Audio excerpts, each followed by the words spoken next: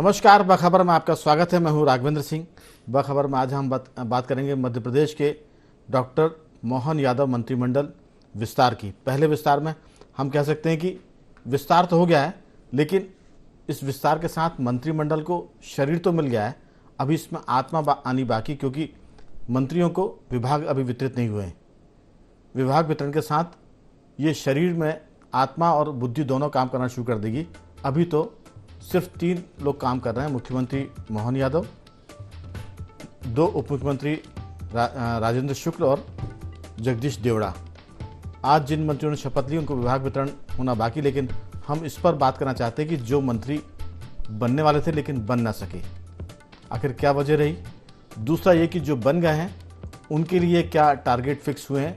जनता की तरफ से तो ये टारगेट है जो चुनाव के वक्त बात होती थी कि करप्शन के मामले में जीरो टॉलरेंस, और गवर्नेंस कितनी होगी, यानी जीरो करप्शन और उसके साथ गुड गवर्नेंस।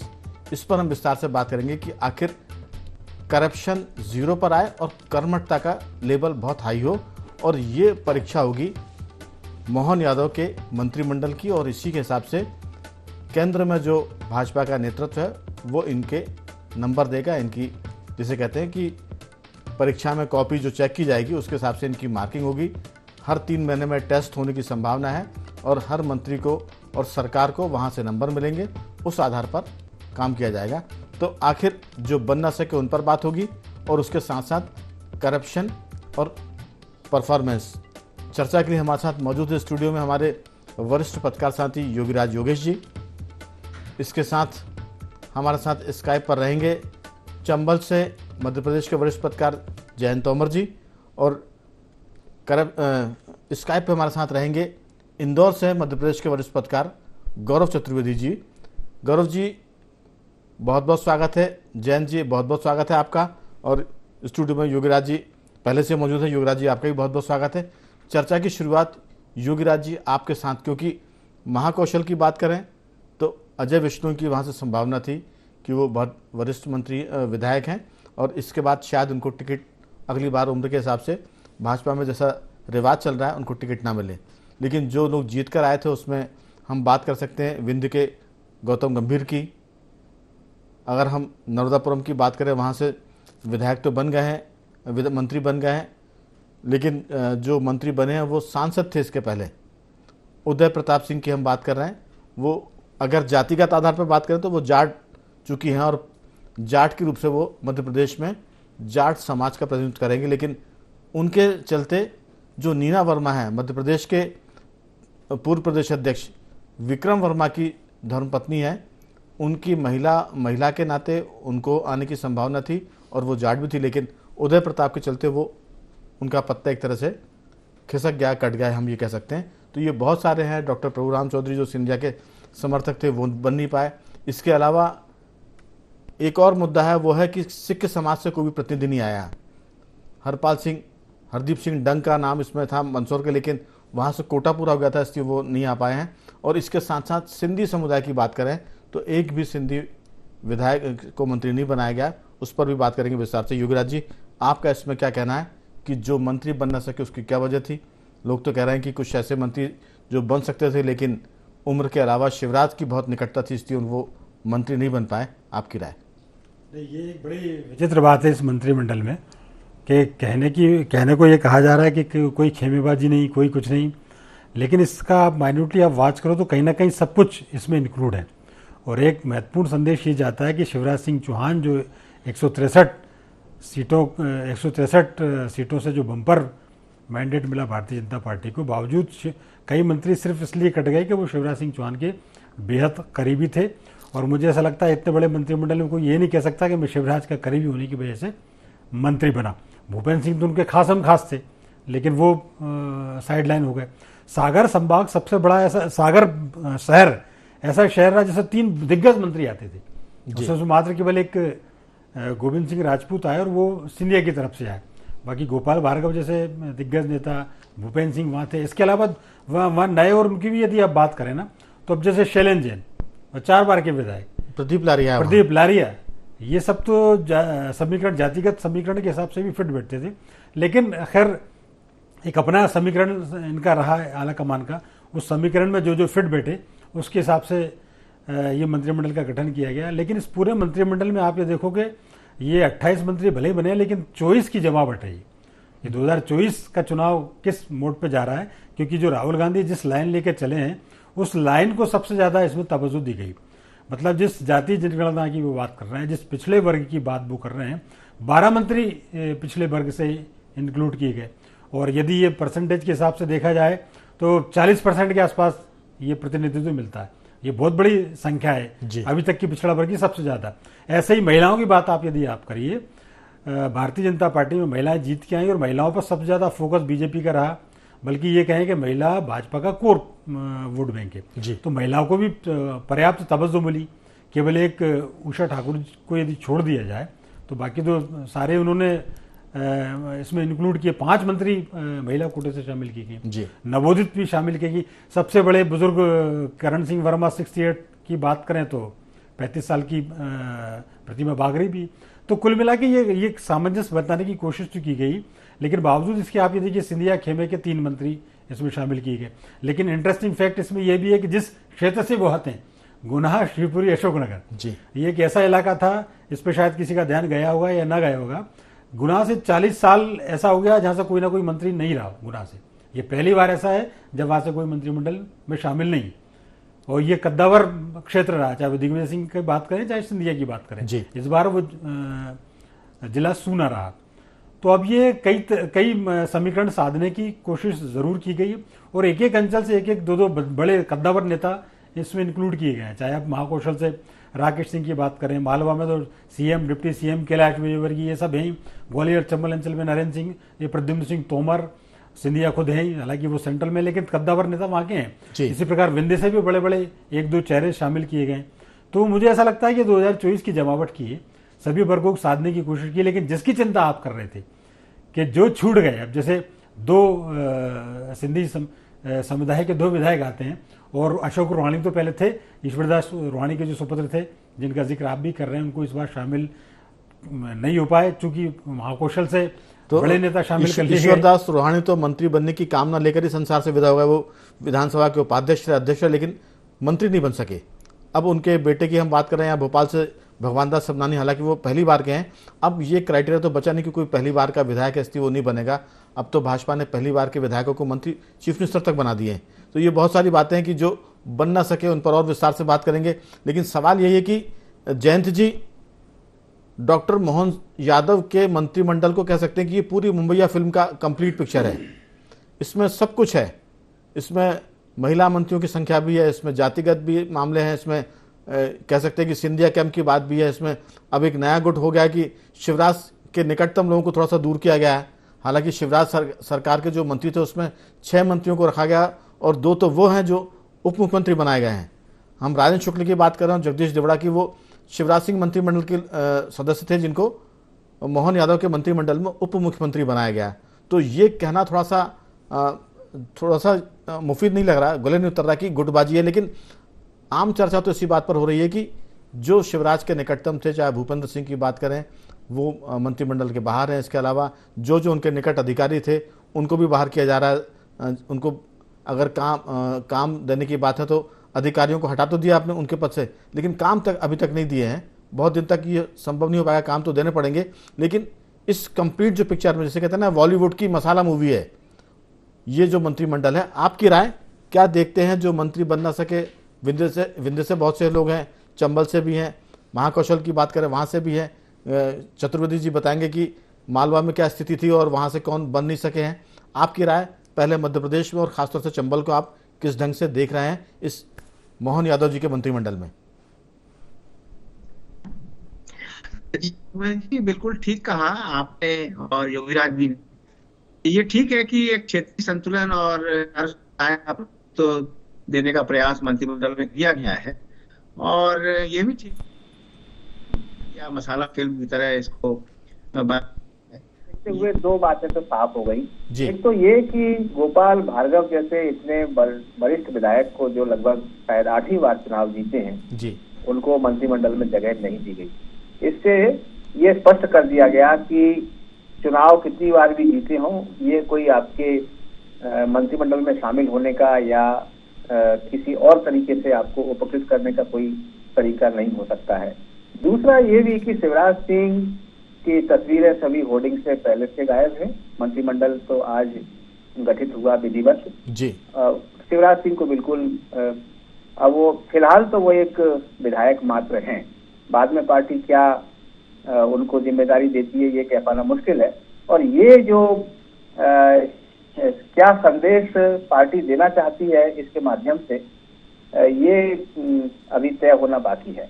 लेकिन इतना जरूर है कि चाहे किसी भी तरह से मंत्रिमंडल का गठन करें, जैसा भी संतुलन बिठाएं, लेकिन अंततः प्रदर्शन बेहतर करना पड़ेगा।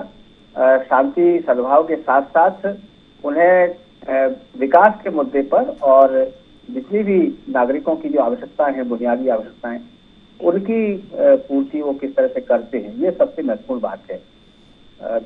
क्योंकि ये एक बड़ी जिम्मेदारी डॉक्टर मोहन यादव के ऊपर है कि इतनी सब योजनाएं हैं, उनके लिए बजट की व्यवस्था, उन्होंने ये तो कह ही दिया है कि जितनी भी योजनाओं की घोषणा की गई वो सब संचालित रहेंगी विधिवत, तो उनके लिए वित्त की व्यवस्था कैसे होगी, और साथ साथ में कानून व्यवस्था की बात है।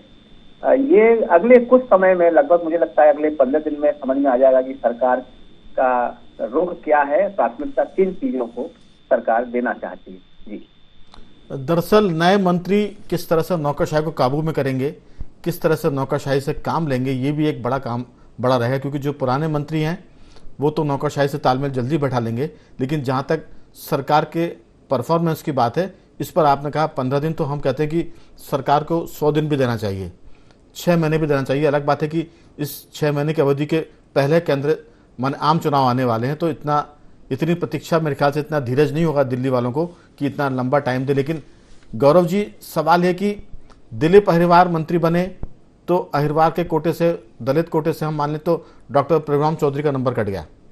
जाट फैकल्टी की हम बात करें तो जाट समूह में उदय प्रताप सिंह बने तो नीना वर्मा का नाम कट गया।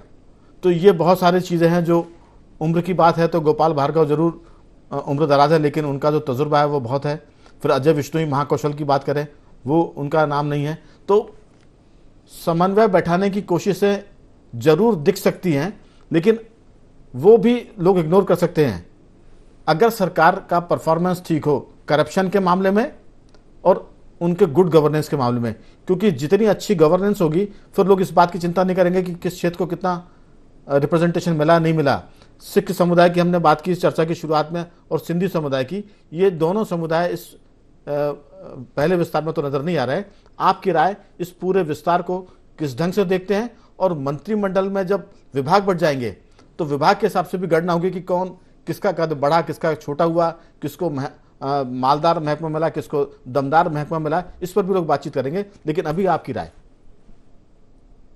राघवेंद्र जी, संतुलन साधने की कवायद में जो दिल्ली के बैठे हुए नेता हैं वो संतुलन को बिगाड़ कर चले गए। जिस तरीके से ये मंत्रिमंडल आया, कहने को बहुत भारी भरकम मंत्रिमंडल है, लेकिन अगर आप देखें तो कई ऐसे लोग जो योग्य थे उसके बाद भी नहीं आ पाए। उसके पीछे वजह ये है कि जैसे मैं बात करूं चंबल की, तो चंबल को उन्होंने बैलेंस नरेंद्र सिंह जी को स्पीकर बनाकर कर दिया था पहले। मालवा में मोहन यादव को और जगदीश देवड़ा जी को मुख्यमंत्री बना के किया, साथ में उन्होंने कैलाश विजयवर्गीय को जोड़ दिया। अब आप कैलाश विजयवर्गीय का कद और मोहन यादव के कद की तुलना करें तो कैलाश विजयवर्गीय का कद थोड़ा बड़ा दिखाई देता है। तो मुझे इससे एक तो ये नजर आ रहा है कि चंबल चूंकि वो एक छत्रप तोमर साहब को उन्होंने दे ही दिया था जी, मालवा में कैलाश विजयवर्गीय को कर दिया, और महाकौशल में उन्होंने महाकौशल के साथ साथ बुंदेलखंड को भी साधने की कोशिश की है। प्रहलाद पटेल का कद बनाए रखने के लिए आप देखिए जयंत मलैया, अजय बिश्नोई, गोपाल भार्गव, भूपेंद्र सिंह, इनको बाहर रखा है कि यहाँ पर एक तरफा अगर कोई राजनीतिक दबाव में काम करवा पाएगा तो वो प्रहलाद पटेल होंगे। तो ये संतुलन साधने की कवायद थी वो पूरी की पूरी बिखरती हुई सी नजर आ रही है।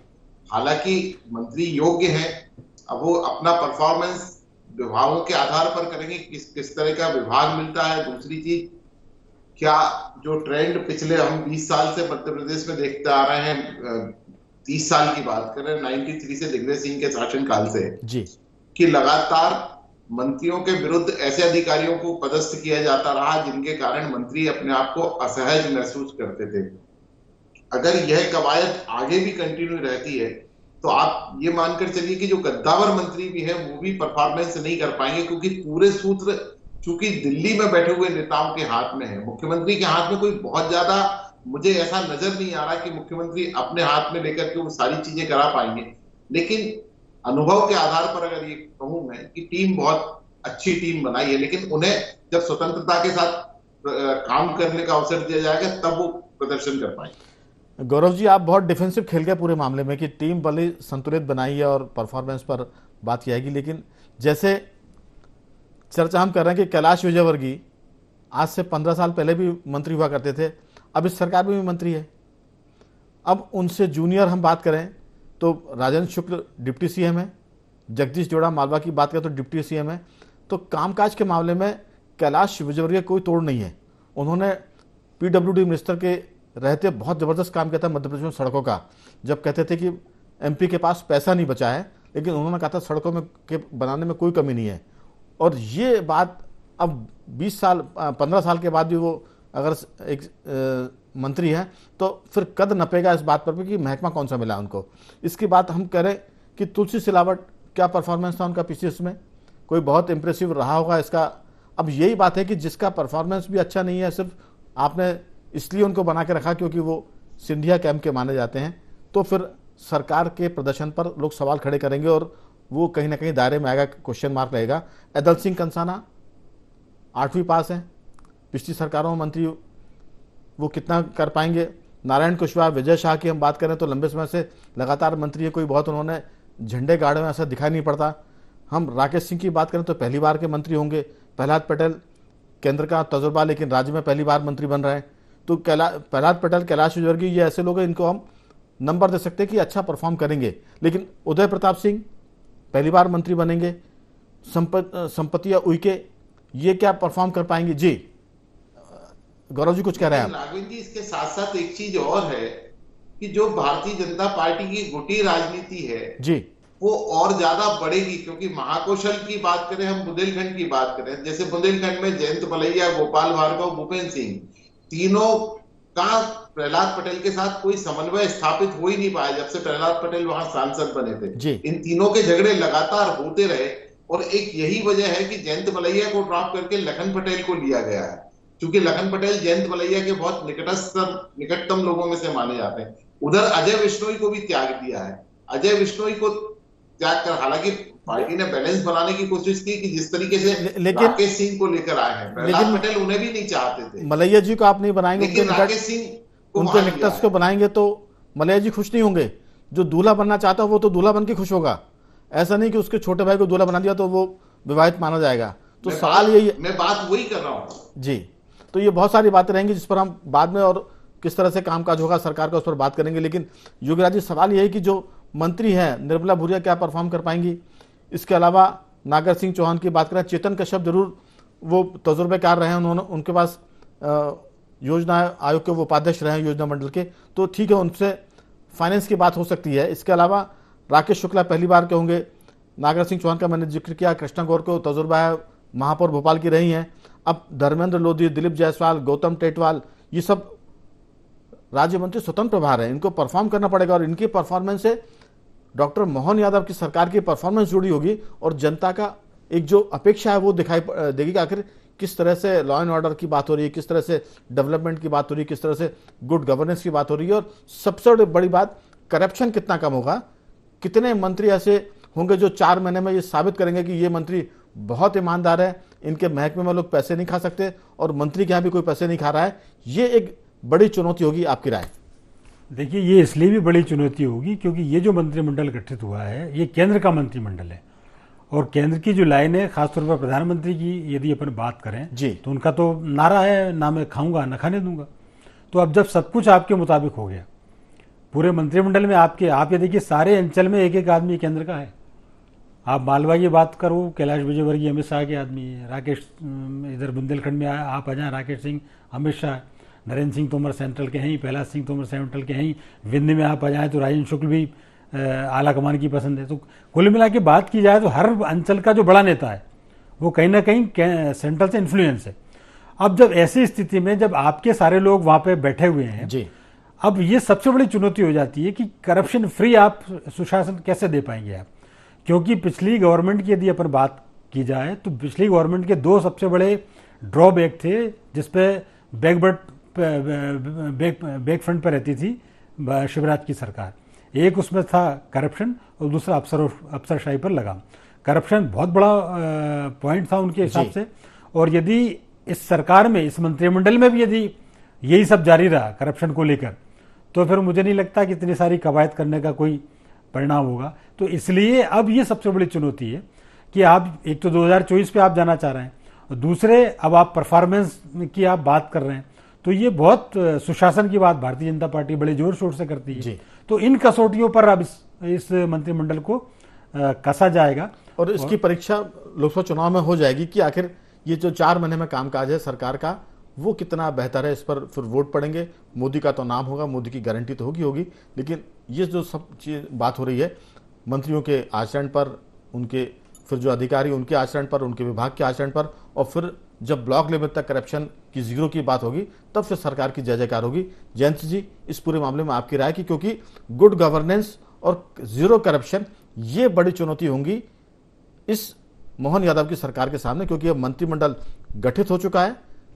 आज रात तक या कल तक मेरे ख्याल से महकमे भी बढ़ जाएंगे। उसके बाद सरकार पूरे आत्मा और बुद्धि के साथ काम करेगी। अभी तो आपको लगता है कि ये जो मंत्रिमंडल का गठन हुआ है वो कितना हम उसको शुभकामना दे सकते हैं, जो बन गया उनको बधाइयां दे सकते हैं, और उसके बाद प्रतीक्षा कर सकते हैं कि वो कैसा काम करेंगे। आपकी राय? जी राघवेंद्र जी, बिल्कुल ठीक बात है कि गुड गवर्नेंस और भ्रष्टाचार मुक्त शासन प्रशासन ये सबसे बड़ी प्राथमिकता है और होनी भी चाहिए। मुख्यमंत्री पदभार वो घोषणाएं उनके माध्यम से तो संदेश कुछ दूसरे तरह का जाता है। वो एक तरह से जो एजेंडा है आरएसएस का वो उस एजेंडे को पूरा करता हुआ दिखाई देता है, लेकिन अंततः उन्हें सुशासन पे आना ही पड़ेगा, गुड गवर्नेंस पे आना पड़ेगा। और उसके तहत गांव देहात के आदमी को कम से कम जिला मुख्यालय के चक्कर लगाने पड़े, पटवारी से लेके और तहसीलदार से लेके एसडीएम, ये इनके स्तर पे ही समस्याओं का समाधान ज्यादा से ज्यादा हो जाए। और कोशिश शायद ये भी रहेगी कि कहीं कोई आंदोलन उस तरह से नहीं बनता। जो आपने गांव की बात की कि देहात में किसान जमीन तो खरीद लेता है, रजिस्ट्री हो जाती है, लेकिन नामांतरण के पैसे लगते हैं, वो उसमें बड़ा भ्रष्टाचार होता है। अगर जमीन की रजिस्ट्री के साथ नामांतरण हो जाए तो किसानों को बड़ी राहत मिलेगी, और जो शहरों में भी जमीनें या मकान खरीदते हैं उनको राहत मिलेगी। जी बिल्कुल। तो ये जो मैदानी अमला है, पटवारी से लेके गिरदावल से लेके ग्राम सेवक हैं, इनके स्तर से ही अगर समस्याओं का समाधान हो जाए तो ये सरकार की प्राथमिकता होगी तो निश्चित रूप से एक बेहतर सुशासन की बात हम मान सकते हैं। बिल्कुल। अब ये डॉक्टर मोहन यादव की सरकार की प्राथमिकता क्या रहेगी, उसके सामने क्या चुनौतियां पेश आती हैं, और किस तरह के आंदोलन धीरे धीरे उनकी आंच धीमी आंच पे पकना शुरू होते हैं लोकसभा चुनाव से पहले या उसके बाद। अभी तो मुझे लगता है कि लोकसभा चुनाव ही, चाहे वो केंद्र हो चाहे राज्य, उनके लिए सबसे बड़ी प्राथमिकता है, और लोकसभा चुनाव तक हर तरीके से उन्हें मुस्तैद, हर मोर्चे पर मुस्तैद दिखाई देना होगा। कह सकते हैं कि सरकार जो है शरीर मोहन यादव का है, लेकिन उसके ऊपर जो आवरण है वो केंद्र सरकार का है, और भीतर आत्मा के रूप में तो मंत्रिमंडल है। गौरव जी, 22 जनवरी को अयोध्या में रामलला की स्थापना हो जाएगी, प्राण प्रतिष्ठा हो जाएगी। उसके पहले कानून व्यवस्था को चाक चौबंद करना, जो भी गड़बड़ करने वाले तत्व उनकी गिरफ्तारी करना, एएनआई से संपर्क करना, ये भी एक बड़ा काम होगा, क्योंकि उस समय के पहले मध्य प्रदेश की कानून व्यवस्था इतनी मजबूत हो जाए कि अगर कहीं कोई गड़बड़ी होती तो उसको ठीक से निपटा जा सके। ये भी एक किस्म की बड़ी चुनौती होगी। गृह मंत्री कौन होगा और उसका डंडा कितना चलेगा? आपकी राय? नहीं, ये तो स्वाभाविक तौर पर 22 जनवरी के पहले बहुत सारी कवायद करना पड़ेगी कानून व्यवस्था को लेकर, और ये सिर्फ मध्य प्रदेश की बात नहीं है, पूरे देश की है। इसलिए मुझे लगता है कि केंद्र का भी इसमें सपोर्ट रहेगा कहीं ना कहीं। लेकिन जो वर्तमान परिस्थिति है, हम जो आकलन की बात कर रहे हैं कि लोकसभा चुनाव का परफॉर्मेंस बताएगा, तो जब केंद्र विधानसभा के चुनाव में मुख्यमंत्री का परफॉर्मेंस काउंट नहीं कर रहा है, तो वर्तमान प्रदेश सरकार का परफॉर्मेंस को कैसे काउंट करेगा? जो भी चुनाव का मोड पे आना है जी, पूरा का पूरा केंद्रीय नेतृत्व के चेहरे पर ही चुनाव लड़ा जाएगा, इसलिए मध्य प्रदेश के कामकाज का कोई फर्क नहीं पड़ेगा।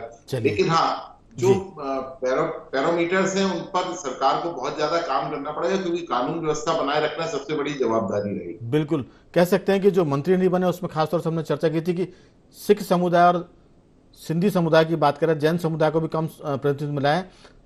सिंधी समुदाय की बात करें तो भगवान दास सबनानी भोपाल से विधायक हैं, रोहानी जी जौलपुर से हैं, और हरदीप सिंह डंग की हमने बात की थी। इसके अलावा बहुत से जो बन नहीं सके, गोपाल भार्गव, अजय विश्नोई, इसके अलावा जयंत मलैया की हम बात कर रहे थे। तो ये बहुत सी चीज़ें हैं जो आगे चर्चाओं में विस्तारित होंगी। आप तीनों मेहमानों का मैं धन्यवाद करूंगा कि आपने चर्चा में हिस्सा लिया।